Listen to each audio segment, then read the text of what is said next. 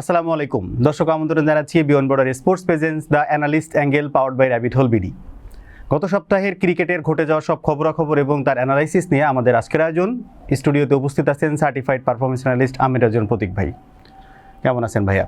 ভালো আছে প্রতীক ভাই, আমি দর্শকদের উদ্দেশ্যে একটু জানিয়ে দিতে চাই আজকে আমরা কোন কোন টপিক কভার করছি, তারপরে আমরা আসলে আমাদের ডিসকাশন শুরু করতে যাচ্ছি। আমরা আজকে অ্যাশেজের 2টা টেস্ট আমরা দেখেছি। এছাড়া এটা নিয়ে আমরা কভার করছি সাউথ আফ্রিকা ইন্ডিয়ার হচ্ছে ওডিআই সিরিজ শেষ হয়েছে, টি20 সিরিজেরও অলরেডি 3টা ম্যাচ হয়ে গেছে। এছাড়া ওয়েস্ট ইন্ডিজ নিউজিল্যান্ডের টেস্ট সিরিজ আমরা দেখলাম, 2টা টেস্ট অলরেডি হয়ে গেছে এবং আন্ডার-19 এশিয়া কাপ চলছে, যেটা আসলে কিন্তু খুব একটা ভালো একটা টুর্নামেন্ট হচ্ছে আমরা অনেকদিন পর যদি বলি। বিগ ব্যাশ শুরু হয়েছে, ফার্স্ট একটা ম্যাচ আমরা দেখলাম। এছাড়া হচ্ছে আইএল টি20 এবং বিপিএল এর নিয়ে আমরা একটু কথাবার্তা বলতে চাই।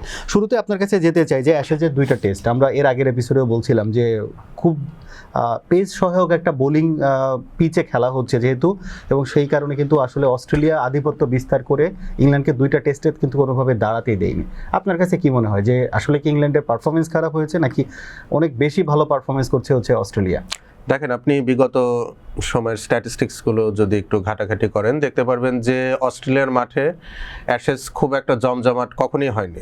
খেলা হয়, বিশেষ করে আমি আমার জন্মের পর থেকে শুরু করে অস্ট্রেলিয়ার মাঠে অ্যাশেজ কখনো আমি জমতে দেখিনি, কিন্তু ইংল্যান্ডে কিছু সিরিজ আমরা দেখেছি যে খুবই কিনলি ফট কন্টেস্ট যেটা আমরা বলি সেটা হয়েছে। তো এখন যদি আমরা দুটো স্কোয়াডের দিকে আসি, এখানে ইংল্যান্ডের ক্ষেত্রে মরার উপর খাড়ার ঘা হচ্ছে মার্কুডের ইনজুরি। একেতে তারা সিরিজে পিছিয়ে রয়েছে, তারপরে মার্কুডের injury most probably he is ruled out of the total series. এবং অস্ট্রেলিয়ার ক্ষেত্রে প্যাট কামিন্স স্কোয়াডে ব্যাক করেছে।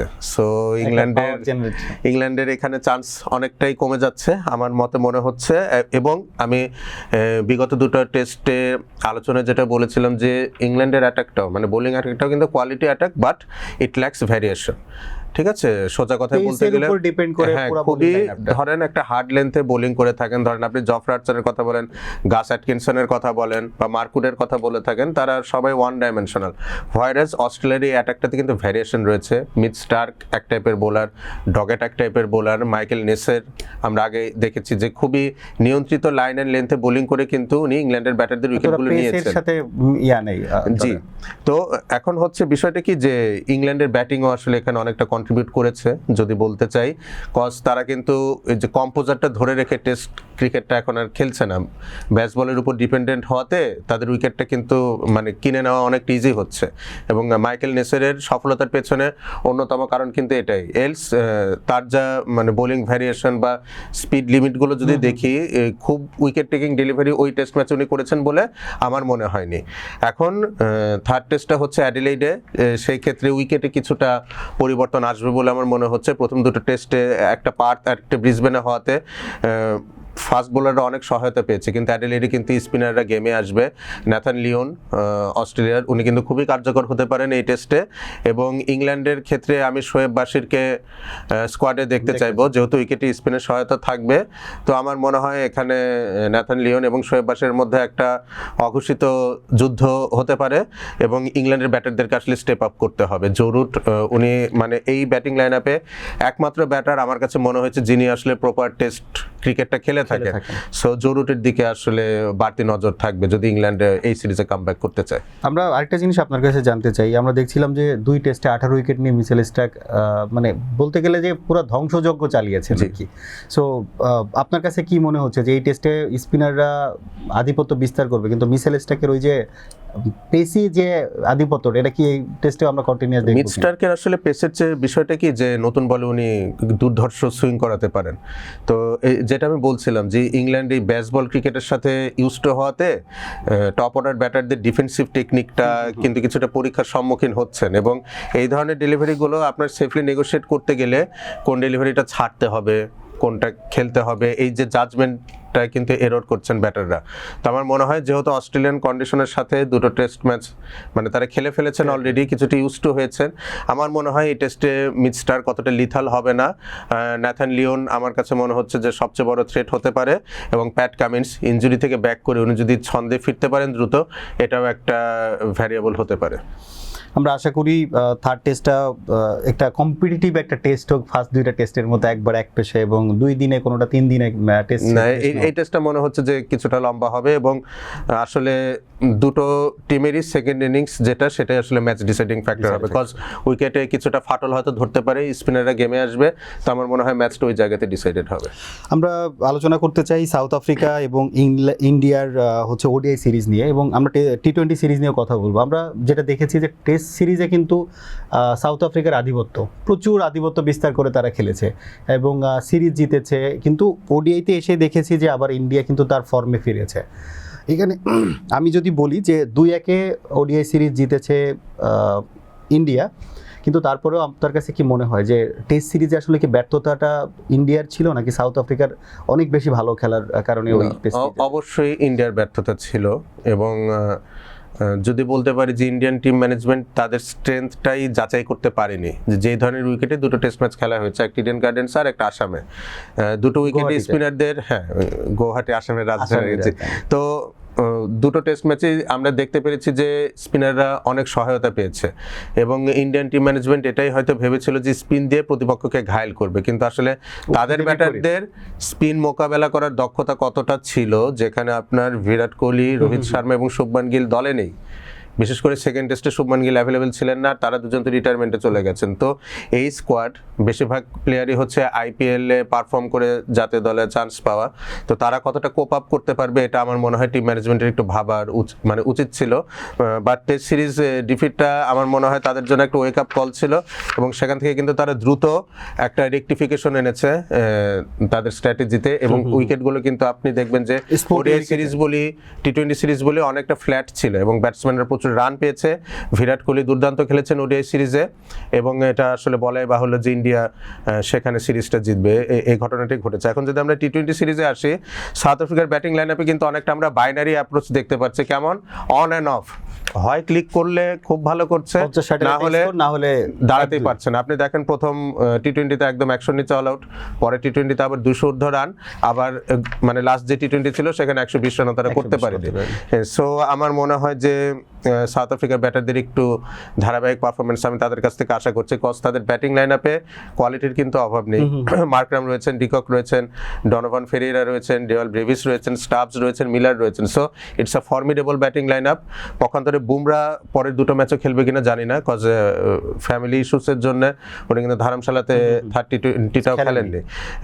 সো আমার মনে হয় যে সাউথ আফ্রিকান টিম ম্যানেজমেন্ট তাদের ব্যাটিং লাইনআপটা আমার মনে হয় একটু থিতু করার প্রয়োজন, কজ প্রথম তিনটা টি-20তেই কিন্তু ভিন্ন ভিন্ন ব্যাটিং লাইনআপে তারা ম্যাচে নেমেছে।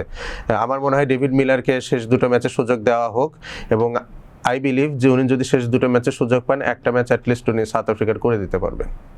আশা করি একটা ভালো সিরিজ আমরা দেখতে যাচ্ছি, এবং সাউথ আফ্রিকা হয়তো কামব্যাক করবে তাদের বাকি দুইটা টি-20তে। আমরা গত উইকে দেখছিলাম যে ওয়েস্ট ইন্ডিজ এবং নিউজিল্যান্ডের টেস্ট সিরিজটা, যেখানে 3 টেস্টের 2টা টেস্ট কিন্তু অলরেডি হয়ে গেছে। একটা কেমার রোজ এবং হচ্ছে জাস্টিন গ্রিভসের অনবদ্য একটা পার্টনারশিপে একটা টেস্ট তারা ড্র করতে সক্ষম হয়, এবং আরেকটা টেস্টে তারা হেরেছে।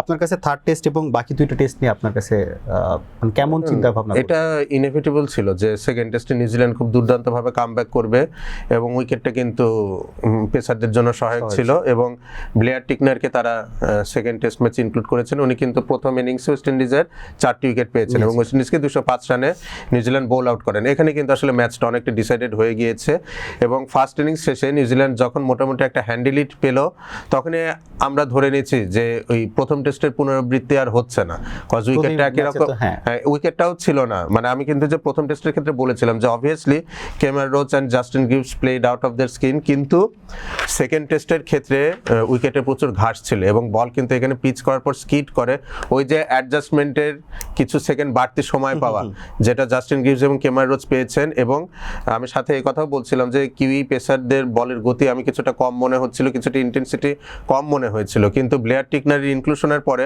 তাদের মধ্যে কিন্তু একটা অন্যরকম আমি ভাইব দেখতে পেয়েছি এবং পেসাররা কিন্তু আসলে দুর্দান্ত পারফর্ম করেছে। ওয়েস্ট ইন্ডিজ আসলে দাঁড়াতেই পারেনি, 9 উইকেটে নিউজিল্যান্ড ম্যাচটা জিতে নিয়েছে।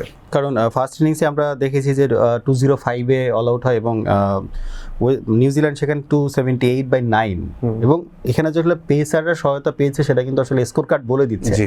এবং 128-এ কিন্তু অল আউট হয় সেকেন্ড ইনিংসে ওয়েস্ট ইন্ডিজ, এবং 57 রানে আসলে 1 উইকেট হারিয়ে তারা জয় পৌঁছায়। থার্ড টেস্টটা কি চিন্তা করছেন? অনেকটা ওয়ান সাইডেডই হবে আমার মনে হচ্ছে। আমার মনে হয় ওয়েস্ট ইন্ডিজ তাদের বেস্ট ক্রিকেটটা ফার্স্ট টেস্টে খেলে ফেলেছে। দুঃখজনক হলো সত্যি, বাট অ্যাজ এ ক্রিকেট লাভার আমি চাইবো যে ওয়েস্ট ইন্ডিজ একটা ভালো ফাইট দিক। আমরা কথা বলতে চাই আন্ডার-19 এশিয়া কাপ নিয়ে, যেহেতু আমরা যদি বলি এজ লেভেলের এই ক্রিকেটটা থেকেই আসলে কিন্তু স্টার উঠে আসে, এবং আমরা যদি বলি বাংলাদেশ, বিশেষ করে আমাদের সো এটা সবাই আমরা তাকিয়ে থাকি যে যারা আসলে ক্রিকেট নিয়ে কথা বলি, ক্রিকেট নিয়ে ভাবি, তারা সবাই এই এজ লেভেলের ক্রিকেট নিয়ে অনেক বেশি মুখিয়ে থাকি যে কখন কোথায় কী হচ্ছে। সো আন্ডার-19 এশিয়া কাপটাও কিন্তু আসলে বেশ ভালো জমজমাট হয়ে উঠেছে, এবং যেখানে বাংলাদেশ তাদের ম্যাচগুলোতেও মোটামুটি একটা দক্ষতার পরিচয় দিয়েছে। আপনার কাছে ওভারঅল সিরিজ কিংবা টুর্নামেন্ট নিয়ে আপনার কাছে কি মনে হচ্ছে? টুর্নামেন্ট আমার মনে হচ্ছে যে বাংলাদেশ ফাইনালস খেলার সক্ষমতা রাখে। যেই ব্যাটিং লাইন আপটা আমরা দেখতে পাচ্ছি বাংলাদেশ আন্ডার-19-এর, এখানে আপনি জাওয়াদ আবরারের কথা বলেন, রিফাত বেগের কথা বলেন, আজিজুল হাকিম তামিম স্কিপার রয়েছেন, রিজান হোসেন রয়েছেন অলরাউন্ডার। সো ব্যাটিং লাইন আপটা বেশ ফর্মিডেবল, এবং জাওয়াদ আবরারের প্রথম ম্যাচে উনি যে ইনিংসটা খেলেছেন 96 রানের, এটা কিন্তু আমার কাছে অসাধারণ লেগেছে। বিশেষ করে জাওয়াদ আবরারের লেগ সাইডে ফ্লিক শট কিন্তু চোখে লেগে থাকার মতো। এই এজ লেভেলে উনি ফ্লিক শটটা যে প্রপার ওয়েতে খেলেন, এটা আমাদের ন্যাশনাল লেভেলেও অনেক ক্রিকেটার খেলতে পারছেন না right now. I am very sorry to say, আমি ফুটেজে জিনিসটা দেখাতে পারবো যে while playing the flick shot Jawad আবরারের ফ্রন্ট ফুট একদম আম্পায়ার বরাবর থাকছে, যেটা আদর্শ। আপনি যখন লেগ সাইডে নেগোশিয়েট করবেন, আমি বলছি না জাওয়াদ আবরারের প্রতিটা শট নেগোসিয়েশন পারফেক্ট, বাট যখন হোয়াইল প্লেয়িং দিস শট উনি এই শটটা খুব নিখুঁতভাবে এক্সিকিউট করছেন। আপনি আমাদের ন্যাশনাল ক্রিকেটে তামিম ইকবালের কথা বলেন, নাজমুল হোসেন শান্তর কথা বলেন, তারা পর্যন্ত লেগ সাইডে ফ্লিক শট খেলতে কিন্তু স্ট্রাগল করেছেন, এবং তাদের হেড পজিশন, ফিট পজিশন এগুলোতে আমরা অনেক ঘাটতি দেখেছি। তো এটা একটা পজিটিভ সাইন। আমি ন্যাশনাল ক্রিকেটারদের ছোট করার জন্য বলছি না, আমি বলছি যে জাওয়াদ আবরারের মধ্যে কি পোটেনশিয়াল রয়েছে সেটা দেখানোর জন্য। এবং রিফাত বেগ উনি কিন্তু আফগানিস্তানের বিরুদ্ধে প্রথম ম্যাচে দুর্দান্ত একটা ইনিংস খেলেছেন। স্কোরটা কিন্তু বেশ বড় ছিল, এটা চেস ডাউন বাংলাদেশ করতে পারবে আমার এক পর্যায়ে কিন্তু মনে হচ্ছিল না, কিন্তু আসলে অনেক ভালো। হ্যাঁ, এবং আমাদের ক্রিকেটিং কালচারে কিন্তু আমরা এত বড় রান চেস করে অভ্যস্ত না। মোরওভার আন্ডার-19 ক্রিকেটও কিন্তু সচরাচর এত রান হয় না, কিন্তু এবারকার টুর্নামেন্টের এটাই ভালো দিক যে প্রচুর রান হচ্ছে। দ্যাট মিনস খেলার কোয়ালিটিটা বেড়েছে, এটা আমরা এখান থেকে ধরে নিতেই পারি। আজিজুল হাকিম তামিমের কাছ থেকে আমি আরেকটু বেটার পারফরমেন্স আশা করেছিলাম, কজ ফাউন্ডেশনটা খুব ভালো ছিল। জাওয়াদ আবরার এবং রিফাত বেগ 100-র উপর একটা ওপেনিং জুটি গড়েন, এবং আজিজুল হাকিম তামিম ম্যাচটা যে পর্যায়ে ছিল, বাংলাদেশ আসলে শেষের দিকে ম্যাচটা অনেক কঠিন করে ফেলেছিল, তো ওনার উপর আসলে দায়িত্ব ছিল ম্যাচটা ক্লোজ আউট করে বের হয়ে আসা, করতে পারেননি। আশা করব সামনের ম্যাচগুলোতে আজিজুল হাকিম তামিম আর একটু দায়িত্বশীলতার পরিচয় দিবেন।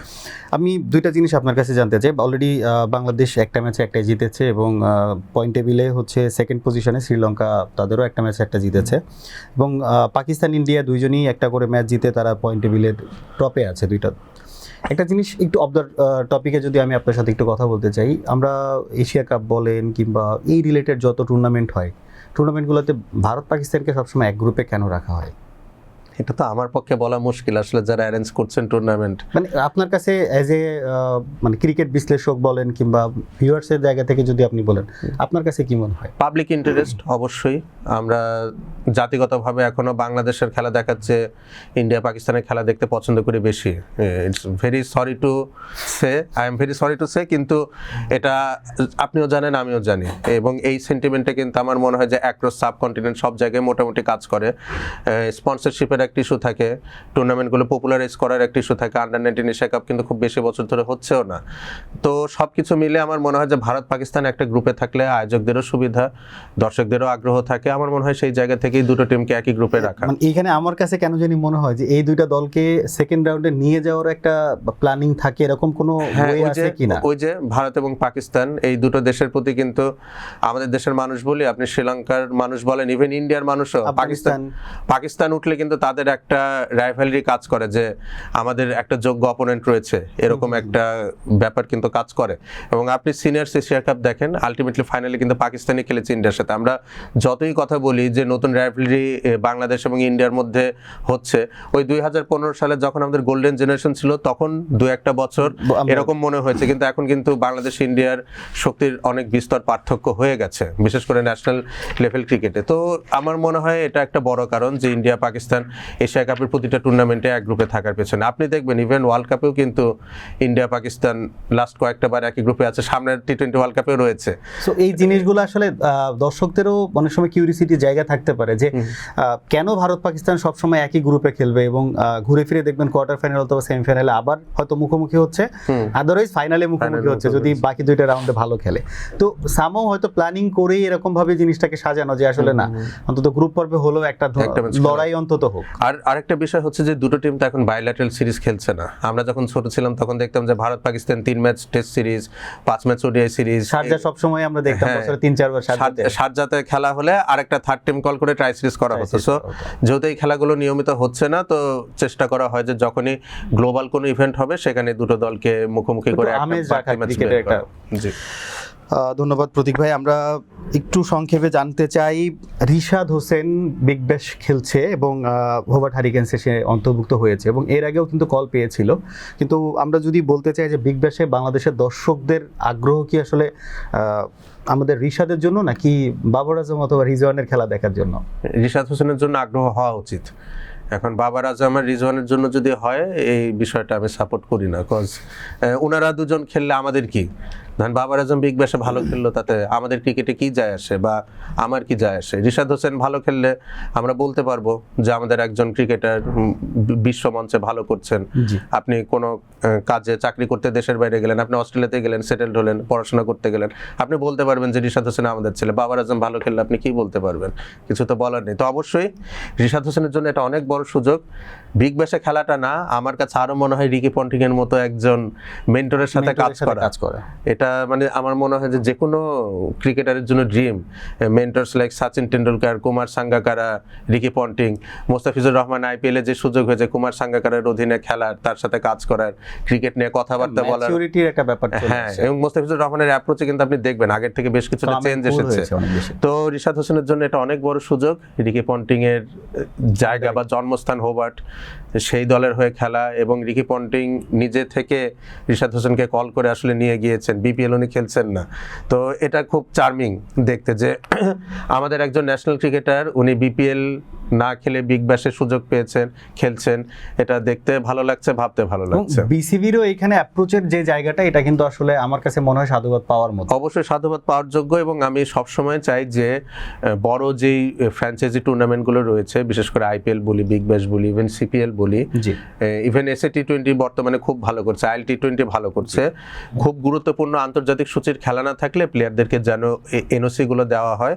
তাতে হবে কি যে ওয়ার্ল্ড ক্রিকেটের যে কালচারটা, যে এনভায়রনমেন্টটা ড্রেসিং রুম শেয়ার করে ইন্টারন্যাশনাল প্লেয়ারদের সাথে, এটা যত বেশি হবে, প্লেয়ারদের ম্যাচুরিটি গ্রো করবে বেশি, গেম অ্যাওয়ারনেস তত বেশি ডেভেলপ হবে। আমি কিন্তু এই কথাটা বারবার বলছি যে ম্যাচ চলাকালীন আমরা যে কিছু ভুল শট খেলতে দেখছি, ভুল ফিল্ডিং এফোর্ট দেখছি, ফাম্বলিং দেখছি, এগুলো গেম সেন্সের কিছুটা অভাব তো রয়েছে।